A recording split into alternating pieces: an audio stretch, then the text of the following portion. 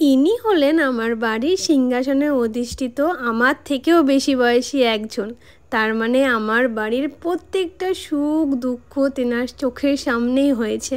আর ইনি যখন আমার বাড়িতে এসেছিলেন তখন আমাদের ছোট্ট একটা মাটির বাড়ি ছিল। তো যাই হোক, ইনি এই এত কিছু সহ্য করতে করতে গায়ের রঙটা কেমনই যেন ফ্যাকাশে হয়ে গেছিলো। সব কিছুর মেকওভার হচ্ছে, তেনাকে কি ছেড়ে দিলে হয়?